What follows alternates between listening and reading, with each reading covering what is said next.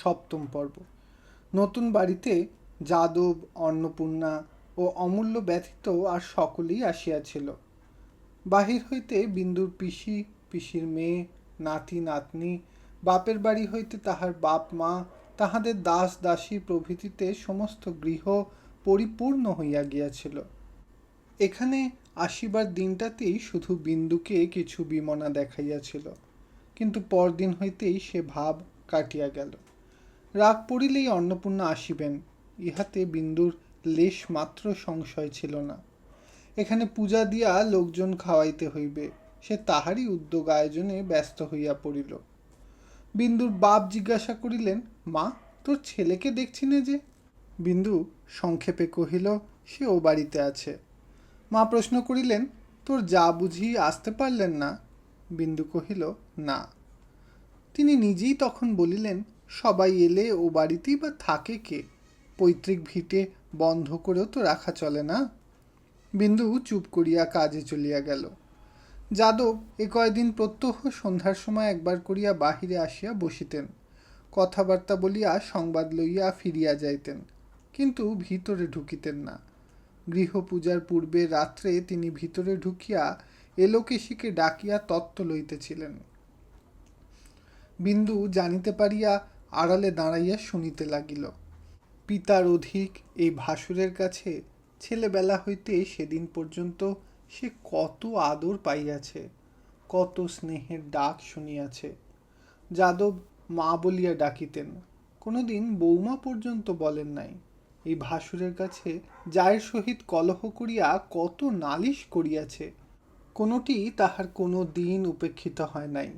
আজ তাহার কাছে অপরিসীম লজ্জায় বিন্দুর কণ্ঠ রোধ হইয়া গেছে। যাদব চলিয়া গেলেন। সে নিভৃতে ঘরের মধ্যে মুখে আঁচল গুঁজিয়া ফুলিয়া ফুলিয়া কাঁদিতে লাগিল। চারিদিকে লোক, পাছে কেহ শুনিতে পায়।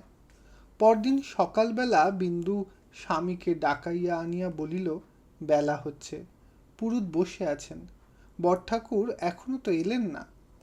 মাধব বিস্মিত হইয়া জিজ্ঞাসা করিল, তিনি কেন? বিন্দু ততোধিক বিস্মিত হইয়া বলিল, তিনি কেন? তিনি ছাড়া এসব করবে কে? মাধব বলিল, হয় আমি, না হয় ভগ্নিপতি প্রিয়বাবু করিবেন। দাদা আসতে পারবেন না। বিন্দু ক্রুদ্ধ হইয়া বলিল, আসতে পারবেন না বললেই হলো? তিনি থাকতে কি কারো অধিকার আছে? না না, সে হবে না, তিনি ছাড়া আমি কাউকে কিছু করতে দেব না। মাধব বলিল, তবে বন্ধ থাক, তিনি বাড়ি নেই, কাজে গেছেন। এ সমস্ত বড় গিন্নির মতলব, তাহলে সেও আসবে না দেখছি, বলিয়া বিন্দু কাঁদো কাঁদো হইয়া চলিয়া গেল। তাহার কাছে পূজা অর্চনা, উৎসব আয়োজন, খাওয়ানো দাওয়ানো সমস্তই এক মুহূর্তে একেবারে মিথ্যা হইয়া গেল। 3 দিন ধরিয়া অনুক্ষণ সে এই চিন্তাই করিয়াছে, আজ বড়ঠাকুর আসিবেন, দিদি আসিবেন, অমূল্য আসিবে। আজিকার সমস্ত দিনব্যাপী কাজকর্মের উপর সে যে মনে মনে তাহার কতখানি নির্ভর করিয়া নিশ্চিন্ত হইয়া বসিয়াছিল, সে কথা সে ছাড়া আর কেহই জানিত না। স্বামীর একটা কথায় সে সমস্ত মরীচিকার মতো অন্তর্ধান হইয়া যাইবা মাত্রই উৎসবের বিরাট পণ্ডশ্রম পাষাণের মতোই বুকের উপর চাপিয়া বসিল। এলোকেশী আসিয়া বলিলেন, ভাঁড়ারের চাবিটা একবার দাও ছোট বউ, ময়রা সন্দেশ নিয়ে এসেছে। বিন্দু ক্লান্তভাবে বলিল, ওইখানে কোথাও এখন রাখ ঠাকুরজি, পরে হবে। কোথায় রাখবো বউ? কাকেটাকে মুখ দেবে যে, তবে ফেলে দাও গে, বলিয়া বিন্দু অন্যত্র চলিয়া গেল। পিসিমা আসিয়া বলিলেন, হ্যাঁ বিন্দু, এবেলা কতখানি ময়দা মাখবে, একবার যদি দেখিয়ে দিতিস। বিন্দু মুখ ভার করিয়া বলিল, কতখানি মাখবে তার আমি কি জানি, তোমরা গিন্নি বান্নি, তোমরা জানো না? পিসিমা অবাক হইয়া বলিলেন, শোনো কথা, কত লোক তোদের এবেলা খাবে আমি তার কি জানি? বিন্দু রাগিয়া বলিল, তবে বলো গে ওকে। সে ছিল দিদি, অমূল্য ধনের পৈতের সময় 3 দিন ধরে শহরের সমস্ত লোক খেলে, তা একবার বলেনি, ছোট বউ ওটা করগে, সেটা দেখগে, তার একটা হাড়ের যা যোগ্যতা এ বাড়ির সমস্ত লোকের তা নেই, বলিয়া আর একটা ঘরে চলিয়া গেল।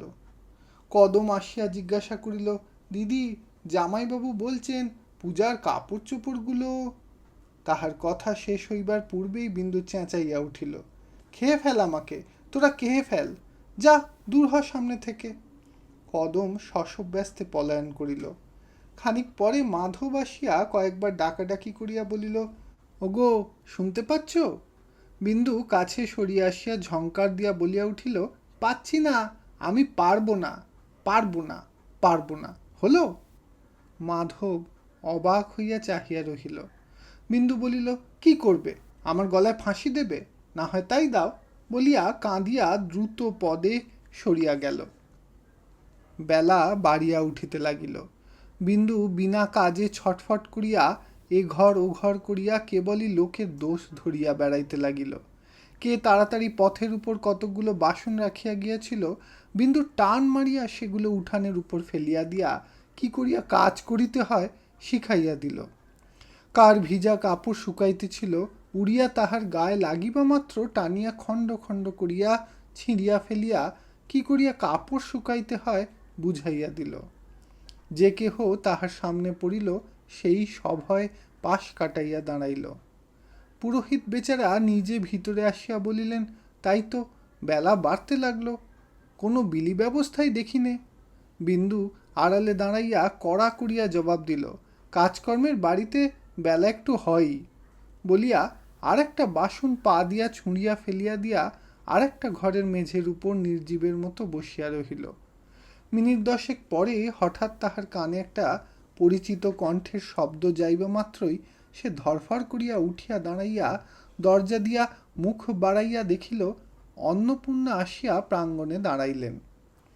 বিন্দু দুঃখে অভিমানে কাঁদিয়া ফেলিল। চোখ মুছিয়া সম্মুখে আসিয়া গলায় আঁচল দিয়া হাত জোর করিয়া বলিল, বেলা 10টা-11টা বাজে, আর কত শত্রুতা করবে দিদি? আমি বিষ খেলে তোমার মনোবাঞ্ছা পূর্ণ হয় তো তাই না হয় বাড়ি গিয়ে এক বাটি পাঠিয়ে দাও, বলিয়া চাবির গোছাটা ঝনাত করিয়া তাহার পায়ের নিচে ফেলিয়া দিয়া নিজের ঘরে গিয়া দৌড় দিয়া মাটির উপর লুটাইয়া পড়িয়া কাঁদিতে লাগিল। অন্নপূর্ণা নিঃশব্দে চাবির গোছা তুলিয়া লইয়া দৌড় খুলিয়া ভাঁড়ারে গিয়া ঢুকিলেন। অপরাহ্নে লোকজনের যাতায়াত, খাওয়ানো দাওয়ানোর ভিড় কমিয়া গিয়াছিল। তবুও বিন্দু কিসের জন্য কেবলই অস্থির হইয়া ঘর বাহির করিতে লাগিল। ভৈরব আসিয়া বলিল, অমূল্যবাবু স্কুলে নেই। বিন্দু তাহার দিকে অগ্নিদৃষ্টি নিক্ষেপ করিয়া বলিল, হতভাগা, ছেলেরা রাত্রি পর্যন্ত স্কুলে থাকে? নতুন লোক তুমি, ও বাড়িতে গিয়ে একবার দেখতে পারোনি? ভৈরব বলিল, সে বাড়িতেও তিনি নেই। বিন্দু চেঁচাইয়া বলিল, কোথায় কোন ছোট লোকদের ছেলের সঙ্গে ডাঙ্গুলি খেলছে? আর কি তার প্রাণে ভয় ডর আছে? এইবার একটা চোখ কানা হলেই বড়গিন্নির মনোবাঞ্ছা পূর্ণ হয়, তাহলে 10 হাত বার করে খায়। যা, যেখানে পাস খুঁজে আন। অন্নপূর্ণা ভাঁড়ারের দৌড়ে বসিয়া আর 5 জন বর্ষীয়সীর সহিত কথাবার্তা কহিতেছিলেন। ছোট বউর তীক্ষ্ণ কণ্ঠ শুনিতে পাইলেন। ঘণ্টাখানেক পরে ভৈরব আসিয়া জানাইল, অমূল্যবাবু ঘরে আছে, এলো না। বিন্দু বিশ্বাস করিতে পারিল না। জিজ্ঞাসা করিল, এলো না কি রে? আমি ডাকছি বলেছিলি? ভৈরব মাথা নাড়িয়া বলিল, হ্যাঁ, তবু এলো না। বিন্দু এক মুহূর্ত চুপ করিয়া থাকিয়া বলিল, তার দোষ কি? যেমন মা তেমনই ছেলে হবে তো।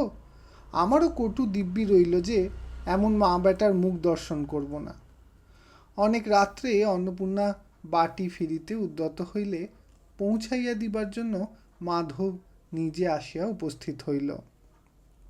বিন্দু দ্রুত পদে অদূরে আসিয়া স্বামীকে উদ্দেশ্য করিয়া ভীষণ কণ্ঠে বলিল, পৌঁছে দিতে তো যাচ্ছ, উনি জলস্পর্শ করেননি তা জানো? মাধব বলিল, সে তোমার জানবার কথা, আমার নয়। সমস্ত নষ্ট হয় দেখে নিজে গিয়ে ডেকে এনেছিলাম, এখন নিজে পৌঁছে দিতে যাচ্ছি। বিন্দু বলিল, বেশ ভালো কথা, তাহলে দেখছি তুমিও ওই দিকে। মাধব জবাব না দিয়া বলিল, চলো বৌঠান, আর দেরি করো না। চলো ঠাকুরপো, বলিয়া অন্নপূর্ণা পা বাড়াইতেই বিন্দু গর্জন করিয়া বলিল, লোকে কথায় বলে দেইজি শত্রু, নিজের যা মুখে এলো 10টা মিথ্যে সাজিয়ে বললে, কটকট করে দিব্যি করলে, 4 দিন 4 রাত ছেলের মুখ দেখতে দিলে না, ভগবানের বিচার করবেন বলিয়া মুখে আঁচল গুঁজিয়া কান্না রোধ করিয়া রান্নাঘরের বারান্দায় আসিয়াই উপুর হইয়া মূর্ছিত হইয়া পড়িল। একটা গোলমাল উঠিল। মাধব, অন্নপূর্ণা দুইজনেই শুনিতে পাইলেন। অন্নপূর্ণা ফিরিয়া দাঁড়াইয়া বলিলেন, কি হলো দেখি। মাধব কহিল, দেখতে হবে না, চলো। কলহের কথাটা এ কয়দিন গোপন ছিল, আর রহিল না। পরদিন বাড়ির মেয়েরা এক জায়গায় বসিলে এলোকেশী বলিয়া উঠিলেন, যায় যায় ঝগড়া হয়েছে। ছেলের কি হলো সে একবার আসতে পারলে না? ছোট বউ বড় মিথ্যে বলেনি, যেমন মা তেমনই ছেলে হবে তো। ঢের ঢের ছেলে দেখেছি বাবা, এমন নিমক হারাম কখনো দেখিনি। বিন্দু ক্লান্ত দৃষ্টিতে একটিবার তাহার দিকে চাহিয়া লজ্জায় ঘৃণায় মুখ নিচু করিল। এলোকেশী পুনরায় কহিলেন, তুমি ছেলে ভালোবাসো ছোট বউ, আমার নরেন্দ্রনাথকে নাও, ওকে তোমায় দিলুম।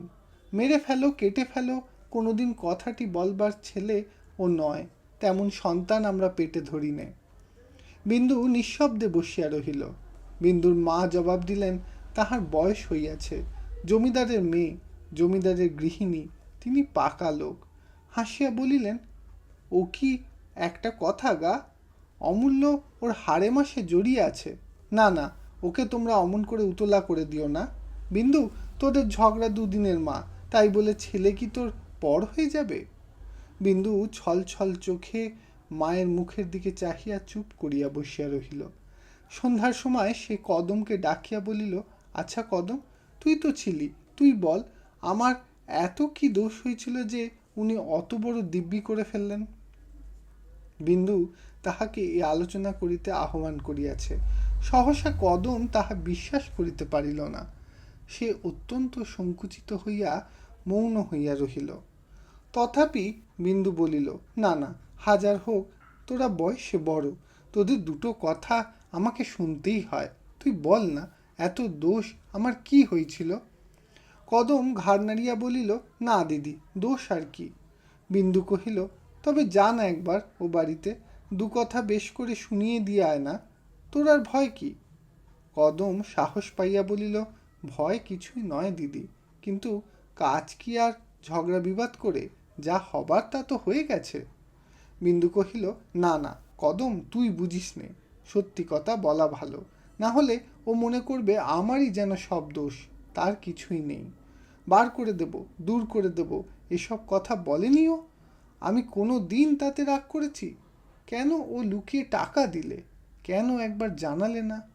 কদম বলিল, আচ্ছা কাল যাব, আজ সন্ধ্যা হয়ে গেছে। বিন্দু অপ্রসন্ন হইয়া বলিল, সন্ধ্যা আবার কোথায় কদম, তুই বড় কথা কাটিস। শীতকালের বেলা বলেই অমন দেখাচ্ছে, না হয় কাউকে সঙ্গে নে না। ওরে ও ভৈরব, শোন, হেবকে ডেকে দে তো, কদমের সঙ্গে যাক। ভৈরব বলিল, হেবকে দিয়ে বাবু বাতি পরিষ্কার করাচ্ছেন। বিন্দু চোখ তুলিয়া বলিল, ফের মুখের সামনে জবাব করে। ভৈরব সে চাহনির সম্মুখ হইতে ছুটিয়া পলাইল।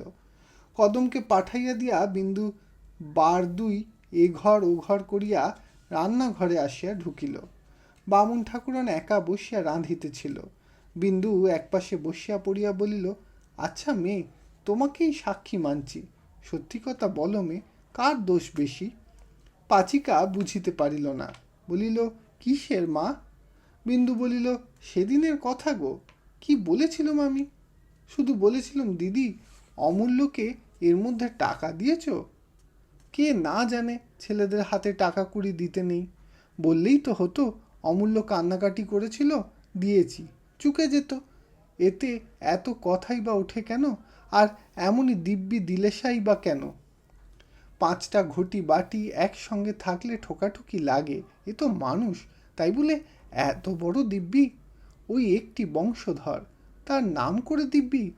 আমি বলছি মেয়ে তোমাকে, ইহজন্মে আমি আর ওর মুখ দেখব না। শত্রুর দিকে ফিরে চাইব তো ওর দিকে ফিরে চাইব না। বামুন মেয়ে স্বভাবত অল্পভাষিণী, সে কি বলিবে বুঝিতে না পারিয়া মৌন হইয়া রহিল। বিন্দুর দুই চোখ অশ্রুপূর্ণ হইয়া উঠিল। তাড়াতাড়ি মুছিয়া ফেলিয়া ভাঙা গলায় পুনরায় বলিল, রাগের মাথায় কে দিব্যি না করে মেয়ে, তাই বলে জলস্পর্শ করলে না, ছেলেটাকে পর্যন্ত আসতে দিলে না, এগুলো কি বড়োর মতো কাজ? হাজার হোক আমি ছোট, বুদ্ধি কম, যদি তার পেটের মেয়েই হতুম কি করতো তাহলে? আমিও তেমনই ওর নাম কখনো মুখে আনব না, তা তোমরা দেখো। বামুন ঠাকুরন তথাপি চুপ করিয়া রহিল। বিন্দু বলিয়া উঠিল, আর ওই দিব্যি দিতে জানে, আমি জানি নে।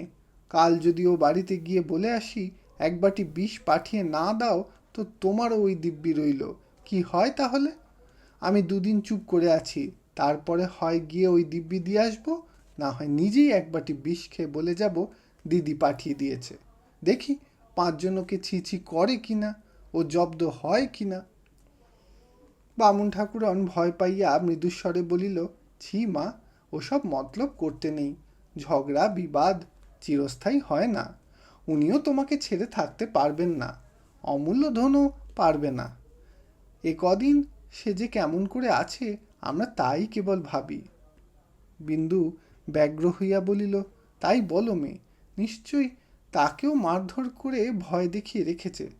যে একটা রাত আমাকে না হলে ঘুমোতে পারে না, আজ 5 দিন 4 রাত কেটে গেল। ও মাগির কি আর মুখ দেখতে আছে? ওই যে বললুম শত্রুর দিকে ফিরে চাইব, তো ওর দিকে ইহজন্মে আর না। বামুন ঠাকুরন নিজের কবজির কাছে একটা কালো দাগ দেখাইয়া কহিল, এই দেখো মা, এখনো কাল শিরে পড়ে আছে। সে রাত্রে তোমার মূর্ছা হয়েছিল, এসব কথা জানো না। অমূল্যধন কোথা থেকে ছুটে এসে তোমার বুকের উপর পড়ে সে কি কান্না, সে তো আর কখনো দেখনি। বলে ছোট মা মরে গেল, না দেয় তোমার চোখে মুখে জল দিতে, না দেয় বাতাস করতে। আমি টানতে গেলুম, আমাকে কামড়ে দিলে। বড় মা টানতে গেলেন, তাকে আঁচড়ে কামড়ে কাপড় ছিঁড়ে এক করে দিলে। লোকে রুগীর সেবা করবে কি মা, তাকে নিয়েই ব্যতিব্যস্ত। শেষে 4-5 জন মিলে টেনে নিয়ে যায়। বিন্দু নির্নিমেষ চোখে তাহার মুখের পানে চাহিয়া কথাগুলো যেন গিলিতে লাগিল। তারপর অতি দীর্ঘ একটা নিঃশ্বাস ফেলিয়া ধীরে ধীরে উঠিয়া গিয়া নিজের ঘরে গিয়া দৌড় দিয়া শুইল। দিন চারেক পরে বিন্দুর পিতা মাতা পিসি প্রভৃতির ফিরিবার পূর্বের দিন মূর্ছার পরে বিন্দু চুপ করিয়া বিছানায় পড়িয়াছিল। কদম বাতাস করিতেছিল, আর কেহ ছিল না। বিন্দু ইঙ্গিতে তাহাকে আরো কাছে ডাকিয়া মৃদুকণ্ঠে বলিল, কদম, দিদি এসেছেন রে? কদম বলিল, না দিদি, আমরা এত লোক আছি, তাকে আর কষ্ট দেওয়া কেন? বিন্দু ক্ষণকাল স্থির থাকিয়া বলিল, এই তোদের দোষ কদম, সব কাজই নিজেদের বুদ্ধি খাটাতে চাস। এমনি করেই একদিন আমাকে মেরে ফেলবি দেখছি। পুজোর দিনেও তো তোরা একবারই লোক ছিলি, কি করতে পেরেছিলি?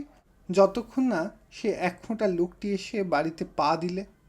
ওরে তোরা আর সে, তার কোড়ে আঙুলের ক্ষমতাও তোদের বাড়ি শুদ্ধ লোকের নেই। বিন্দুর মা ঘরে ঢুকিয়া বলিলেন, জামাইয়ের মত আছে বিন্দু, তুইও দিন কতক আমাদের সঙ্গে ঘুরে আসবি চল। বিন্দু মায়ের মুখের দিকে চাহিয়া থাকিয়া বলিল, আমার যাওয়া না যাওয়া কি তার মতামতের উপর নির্ভর করে মা, যে তিনি বললেই যাব? আমার শত্রুর হুকুম না পেলে যাই কি করে? মা কথাটা বুঝিয়ে বলিলেন, তোর জায়ের কথা বলছিস, তার আর হুকুম নিতে হবে না। যখন আলাদা হয়ে তোরা চলে এসেছিস তখন উনি বললেই হলো। বিন্দু মাথা নাড়িয়া বলিল, মা, তা হয় না। যতক্ষণ বেঁচে আছে ততক্ষণ যেখানেই থাক সেই সব। আর যাই করি মা, তাকে না বলে বাড়ি ছেড়ে যেতে পারবো না। বড়ঠাকুর তাহলে রাগ করবেন। এলোকেশী এইমাত্র উপস্থিত হইয়া শুনিতেছিলেন, বলিলেন, আচ্ছা আমি বলছি, তুমি যাও। বিন্দু সে কথার জবাবও দিল না। মা বলিলেন, বেশ তো, না হয় লোক পাঠিয়ে তার মত নে না বিন্দু। বিন্দু আশ্চর্য হইয়া বলিল, লোক পাঠিয়ে?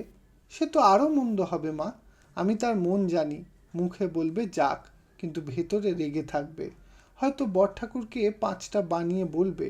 না মা, তোমরা যাও, আমার যাওয়া হবে না। মা আর জিদ করিলেন না, চলিয়া গেলেন। এইবার ফাঁকা বাড়ি প্রতি মুহূর্তে তাহাকে গিলিবার জন্য হাঁ করিতে লাগিল। নিচের একটি ঘরে লোকেশিরা থাকেন, দোতলার একটি ঘর তাহার নিজের, আর সমস্তই খালি খাঁ খাঁ করিতে লাগিল। সে শূন্য মনে ঘুরিতে ঘুরিতে তেতলার একটি ঘরে আসিয়া দাঁড়াইল।